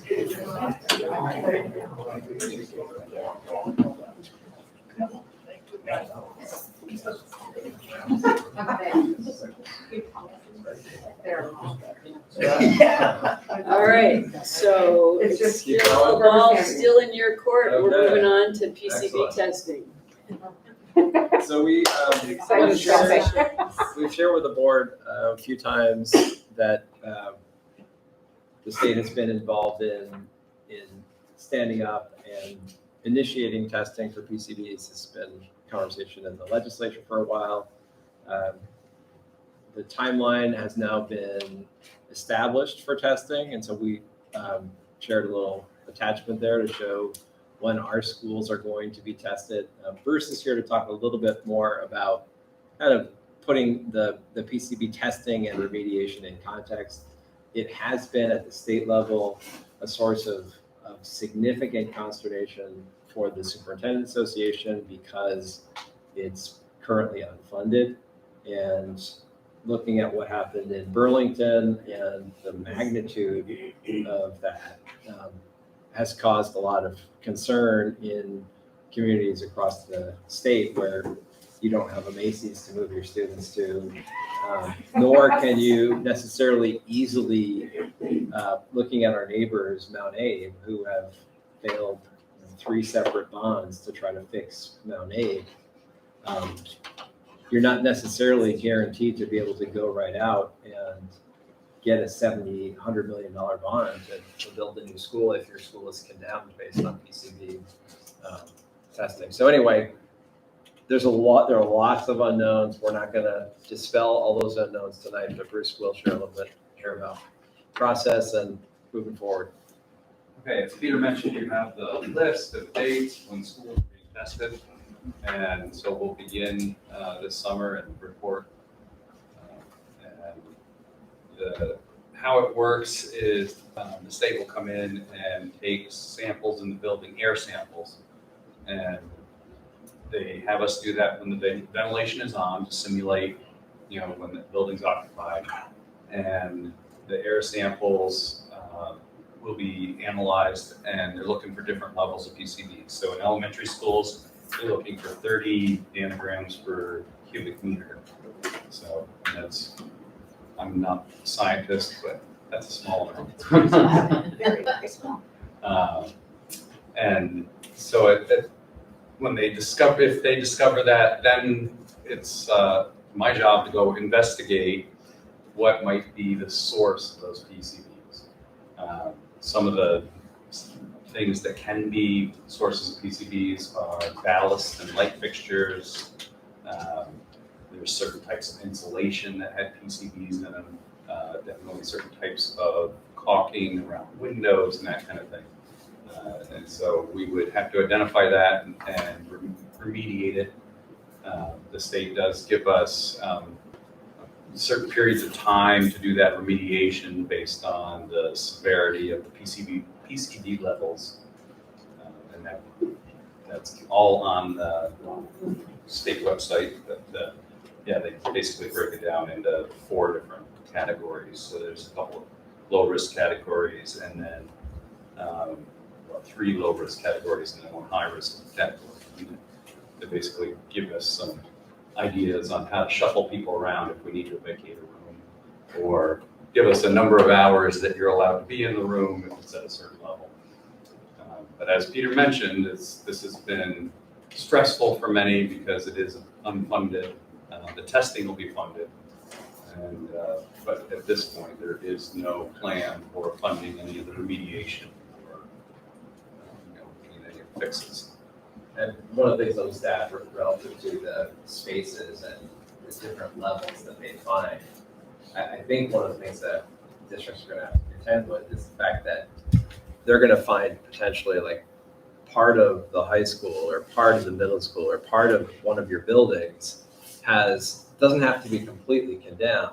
You can use it, but only 2 hours a day, or there are going to be stipulations around it. And so then that part of the building, I can imagine people in the community becoming very concerned that, well, I don't want any. Like, if you're saying 2 hours is good, what if I'm in there for 2 hours and 10 minutes? Like, that's going to become I think a significant community issue. So I think it's something that we want to really be as open and transparent about, and continue to push the state to do more. I was going to get Peter Conlon looks as though he has his hand raised. Would you like to? Yeah, hi, everybody. Just to provide a little bit of an update, the legislature, which is going to wrap up this week more than likely, is fencing off about $40 million of the education fund surplus, targeting PCB remediation. So if that remains in place as we expect it to, that fund will be available to address this. You know, we're the first state in the nation pursuing this. So we don't even know if $40 million is a drop in the bucket or way over budgeting. You know, if it's a few light ballasts, no big deal. If we're tearing down a high school or several, very, very big deal. So yeah, and the timeline, we're providing a little more flexibility with the timeline because you know, it's going to be so important that if the school is found, especially those early schools that are being tested, they'll sort of be the bellwether, that the experts from the Department of Environmental Conservation, the Department of Health have the time and the ability to help districts with all that public-facing discussion that would have to go on to help, you know, calm the fears that Peter just talked about. It's going to be wild to watch as it begins. And where do we fall? We're kind of in the middle of the pack in terms of when our schools are being. Reports early. It's kind of spread out. Yeah. The way they weighted it was heavily on, you know, what time period the building was constructed, because there's definitely like a sweet spot for when they used, you know, lots of PCBs and everything. So if your building was constructed around that time and you haven't had a major renovation since then, you're high on their list. And if it's, you know, the elementary school's not even on the list because it was constructed later than the PCB law came in. The middle school. The middle school, yeah, that's Well, the other factor is reduced lunch times. yes, they did factor in Weighted- pre-reduced. They weighted socioeconomic factors so that schools with a higher pre-reduced lunch number are going earlier. Does that have to do We've only with had the- one, in the state, Burlington's the only one who obviously made all the news and it shut the school down. Yes. I mean, huge school, and shut it down. Now, obviously, they had it everywhere, or were the numbers that they were using regionally within the school not remediable, so to speak? Yeah, I think some people may have read an article in Vermont Digger this winter where they came out and Lots of DEC actually came back and changed the action level for PCBs because what they were looking at originally through the state was to be pretty close to like a background level. So like what's naturally in the environment. And PCBs aren't really natural, but they're everywhere. And so they reassessed that after Burlington had moved into the mall. And, Well, that's my point though, and Yeah. that's part of your point is that the public perception of what's dangerous and what isn't, and what we can do about it, it could be unbelievable backwards here. I mean, lead testing and even the asbestos, we've talked about that multiple times, but Right. the asbestos at least is, sort of have some picture of it, but this is sort of there. Yeah, it's pretty nebulous. It's just, Nor do we have any good data that says that everybody that went to Burlington High School in a 10-year period all came down with some major disease process. Right. I'm not saying it's not worth doing, but on the other side, I just, No, it's a reactionary legislation. reaction. I believe Barb. Okay, thank you. Do we, and I haven't been able to scroll through the whole list, and it's kind of small. Is all the schools that are gonna be tested scheduled at this point, or is there? yeah, I believe that schedule goes out to 2024. I sent an email Yes. to the full board. Oh, and that thank was you. a follow-up, so the email has Yeah. all. Oh, where of our schools, thank you. Yeah. I remember that now. And some of our schools don't require testing. So. Got it. Sorry about that. So, Jamie? So does the date of testing indicate the risk level? Like you said, there's low risk and high risk. Yeah, so Stronger the- likelihood. yes, stronger likelihood. And like Peter said, they factored in, that socioeconomic base for each building. So if it's in a poor community, it's higher on the list. So that doesn't necessarily relate to PCBs. Right. I know, I don't really understand. Yeah. what that Yeah. means. I can answer. I can't. Well, no, this is what I used to do for a living. Really? Yeah, so before children, I used to work in the environmental sector, and I worked in basically the equivalent, the state environment department, but I worked in Connecticut last. In remediation, and where we did sometimes deal with PCBs. One of the reasons they're elevating these schools that have a higher socioeconomic, it's more of an environmental justice thing where students and families who are living in property are subject to less access to healthcare, et cetera, are considered to be at higher risk if they are exposed to the contaminant. And so therefore they would kind of go up the chain in terms of the urgency because their baseline health may be lower than, somebody in a wealthy community, for example. So that is kind of the reasoning or the rationale. It's an environmental justice component. Thank you. Mine's a fairly minor question. I did not see the Hanford Career Center listed. Is that because it will be inspected at the same time as the high school because they're part of one building, or do you know? No, It's on the list and it's in the email I sent. Oh, okay. Yeah. There's a lot of schools on the list. Yeah, easy to skim over it. Yeah, I guess I did. Any other questions for Bruce or Peter or? I have one quick question. Do you know if they're doing like confirmation sampling, or are they just doing a one-time? Yeah, so they're gonna come in and, yeah, it's a one-time sampling, I believe, unless they require remediation. They call Okay. And do we have a contact, like with this, them up. Just, like, do you have a contact with the environment department of the state? yeah, just the head of the department. Oh, okay. It's Vermont. You go right to the head. I can find that. Patricia Howell. Suppose you'd like to debate or maybe indicate that their results are not accurate. What can you do about that? I suppose if you were concerned, we could hire an independent testing firm to, Well, that's why I was Prove or asking deny about the it. confirmation sampling. Yeah. Yeah, exactly. And so you have traveled to these buildings more than anyone else probably. What's your gut tell you on the risk levels for this district? oh, well, I'm not. That's a loaded question. Yeah, I don't know We'll if wait I to see what can, the I don't know text if I can actually speak to that. Somebody There's- parts per there's- billion is really hard. They're invisible and tasteless, so. So you haven't run into any in your travels. Even for a bear.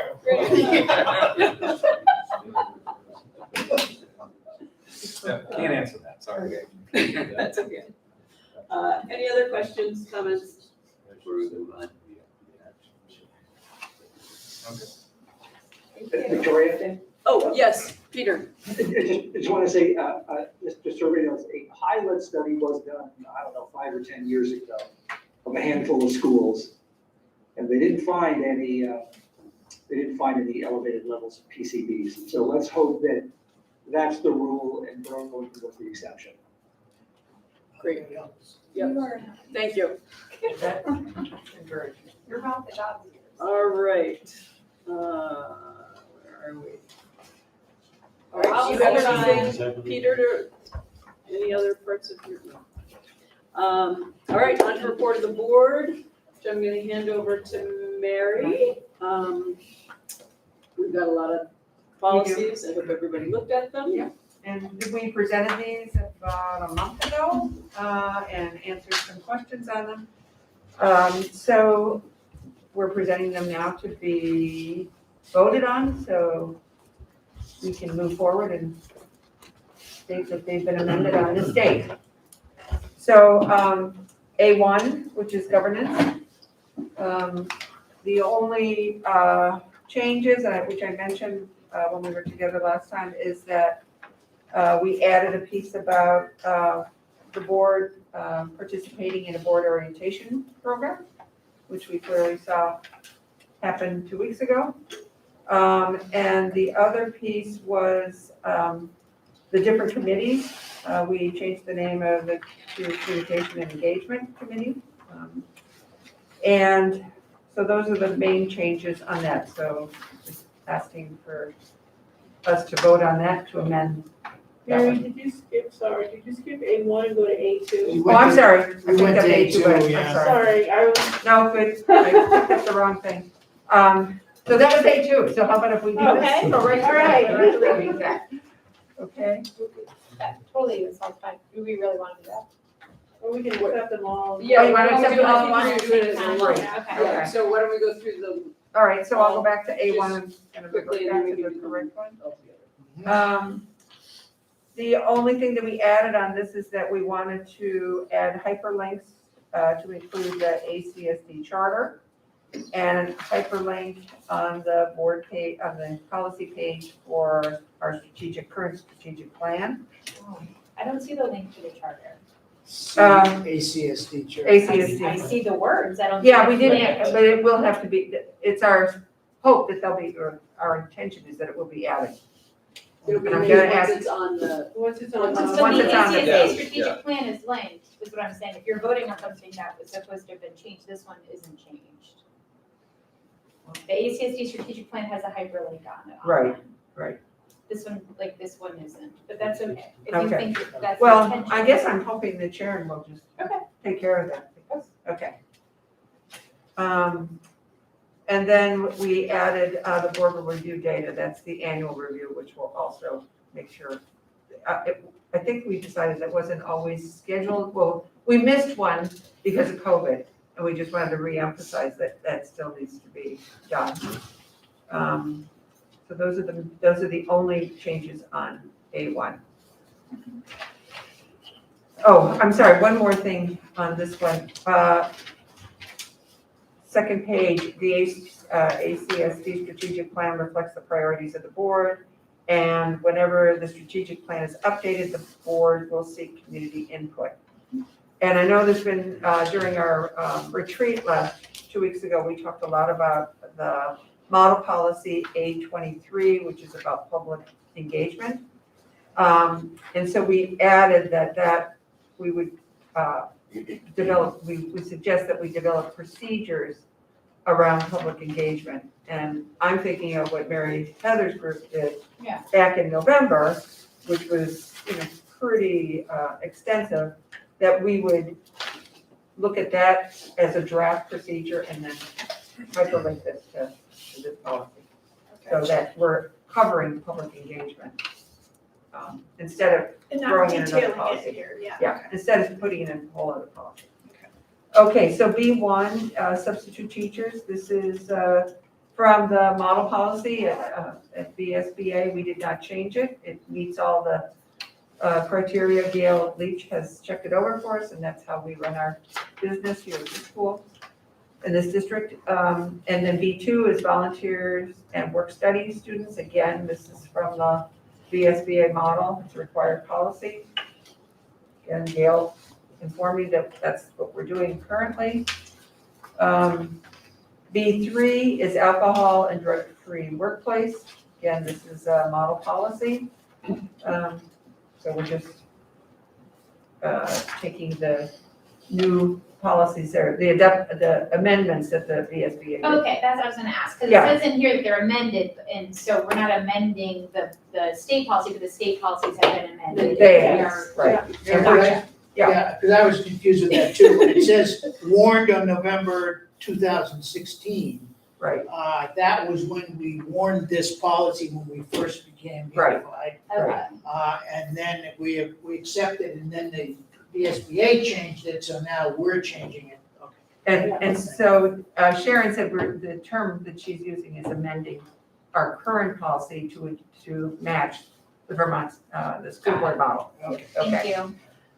All right, B4, drug and alcohol testing for transportation employees. Again, the only addition was some legal references And and the Omnibus Transportation Employee Testing Act. So again, that was based on model policy. The B7, tobacco prohibition. Only the changes from VSBA, which were legal references. And D3, responsible computer internet network use. Again, this was a model policy from VSBA. They amended it in 2019, and so we're just using theirs. And Will Hatch looked this over for me, and he said that's what we're doing, so. Thank you, Will. Perfect. Okay? Great. Yes. I would like to make a motion. Oh, would you like to make a motion? I would like to make a motion that we accept or adopt the amendments to policies A1, A2, B1, B2, B3, B4, B7, and D3 as presented. I'll second it. Great. Are there any additional comments or questions regarding any of the policies? No? Good. All right, all those in favor, please say aye. Aye.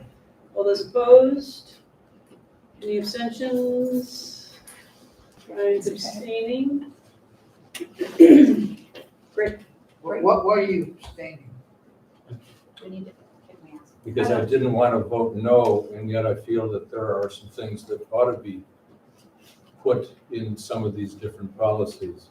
I'm really in total disagreement with the fact that only drivers will be tested for drugs and not teachers, not substitutes, not work-study people.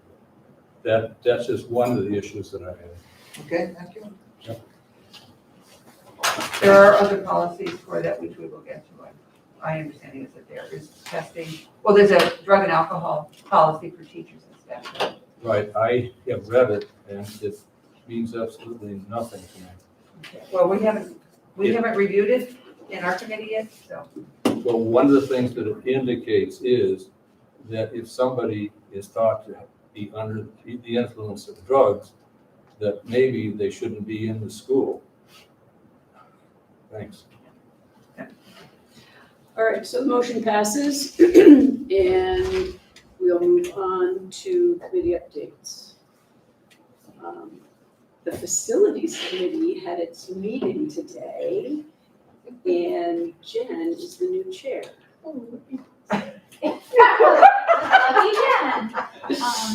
Share the joy. Yes, so we received an update from Tris Collins. They completed their audit of the middle school and high school. So they provided us with an overview and promised us a very large, heavy printed version that we will be able to review at some point. Some more details to come. We're going to try to meet before every board meeting every 2 weeks. Was it once a month or every 2 weeks? I did it actually in 2 weeks. Well, We can decide at our next meeting, we decided that we would meet in 2 weeks. Yeah. So then at that meeting, we decide if it'll be every 2 weeks. If we need to meet more frequently or depending on, we're just kind of getting into the works. We haven't met for so long, so. Yeah, anything else that we think we need to share? Oh, yes.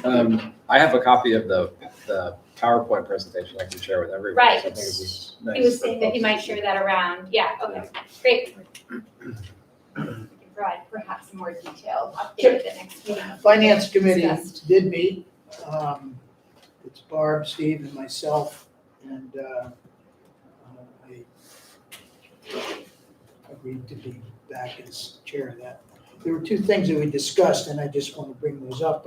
Quarterly reports, honestly, as Peter pointed out, with almost every business manager, there's always been a difficulty in how do we prepare a quarterly report? What do we put into it? What's the format?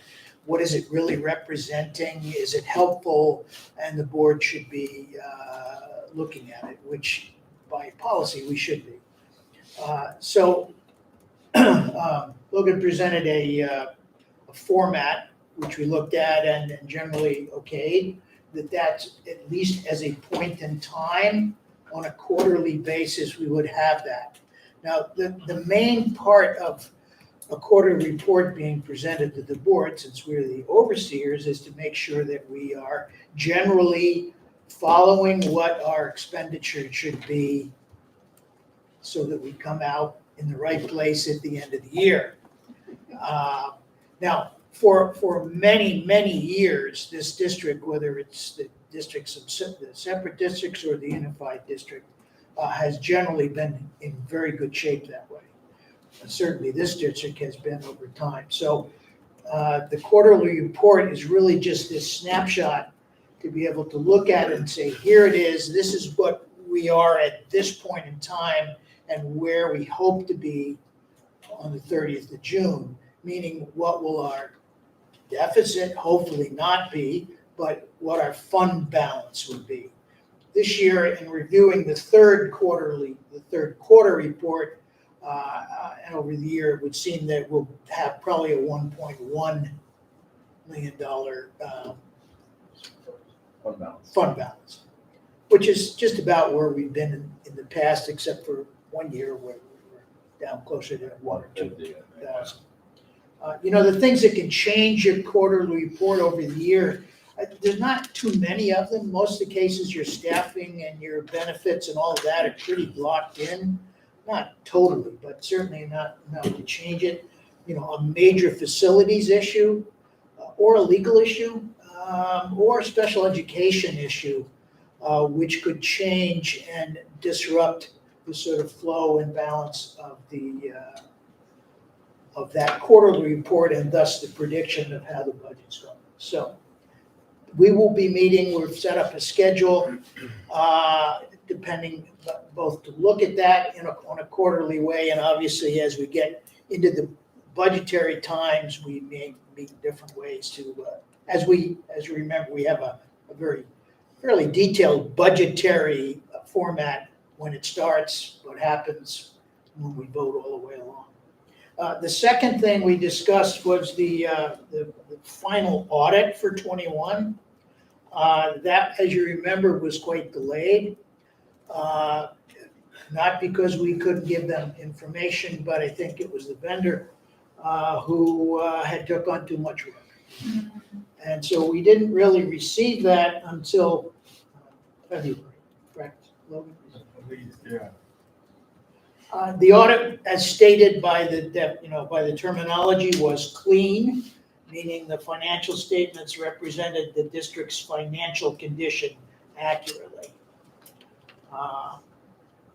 We agreed as a committee that we would like to meet with the auditor at some point in the process personally, the three of us and others, so that we have a sense of that audit process, and also just the sort of personal connection that comes from that, or whatever.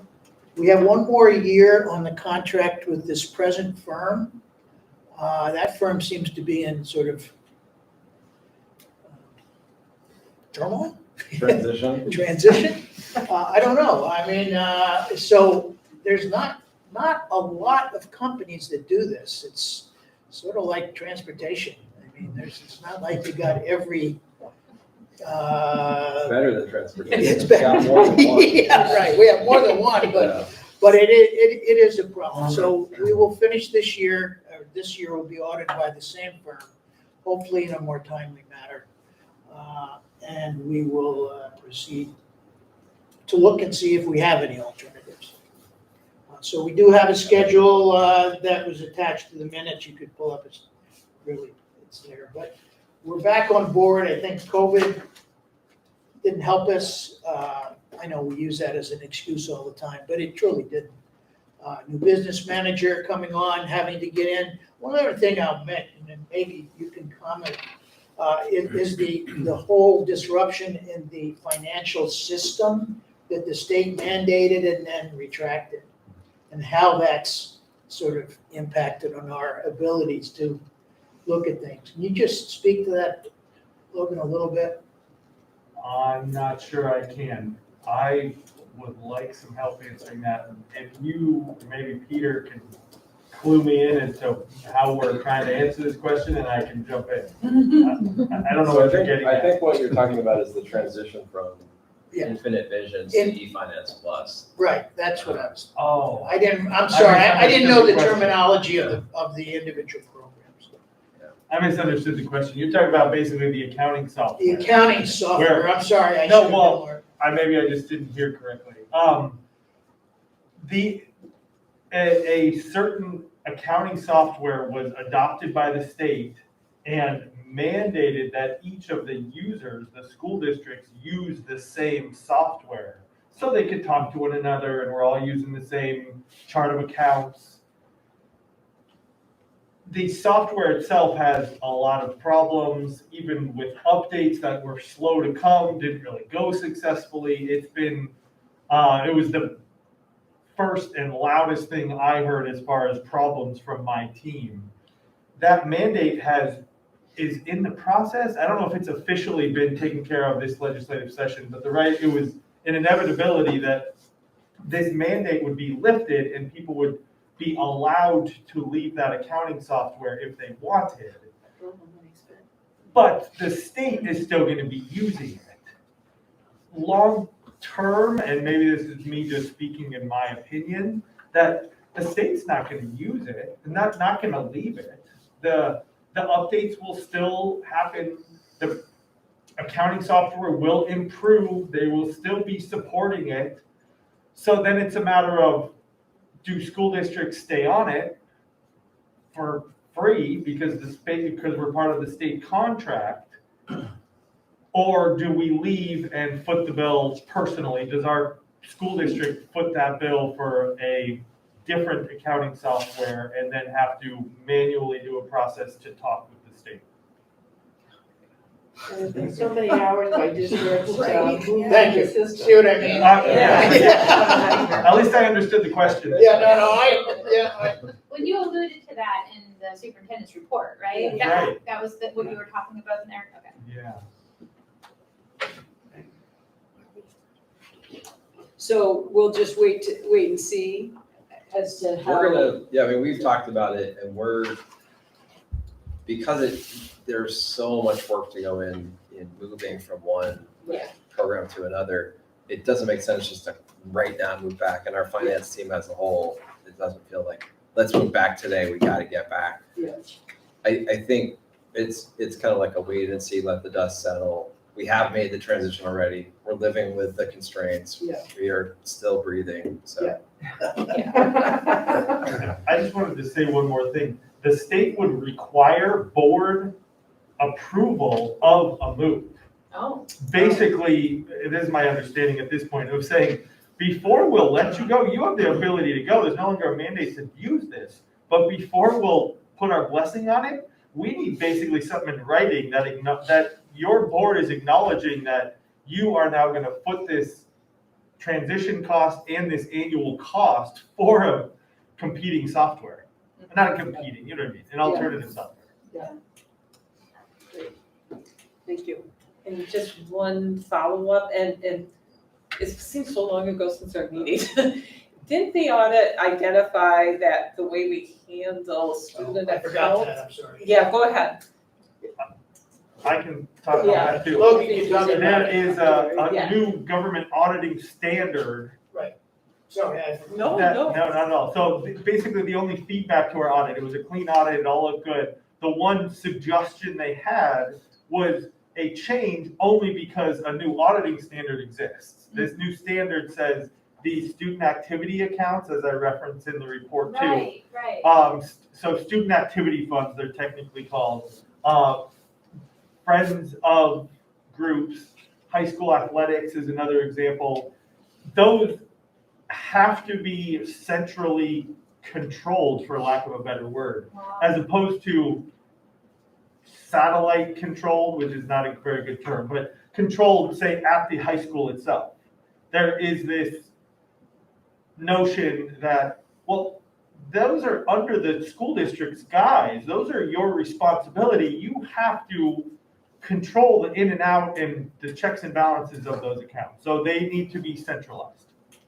So how's that gonna change the day-to-day for principals or Sean Farrell? Principals don't use those. He's talking about parents groups funds. So Well, like Brookfield has their own parent group fund. Well, They're okay, 501c3. Yeah, that's what I'm concerned about. but, right, so Friends of Cornwall is also an external thing. So Yeah. I didn't Salisbury get, has I was maybe a little unclear there. So Friends of Cornwall is a separate parent-run account. I don't even know whose EIN is on it, but that is basically the PTO thing. So that's not what you're talking about? No, because there are other Friends of groups, Friends of Waybridge, for example, which is housed within the school Mary district Tokens and is uses the school district's EIN. Yeah.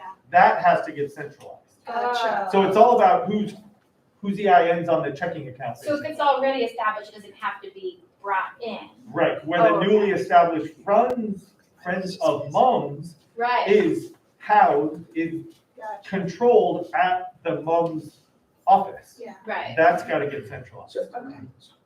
So in simplified version, there are a number of checks written on different checking accounts for different situations, whether it's a referee or something, which will all now have to come out of a central office ACSD check.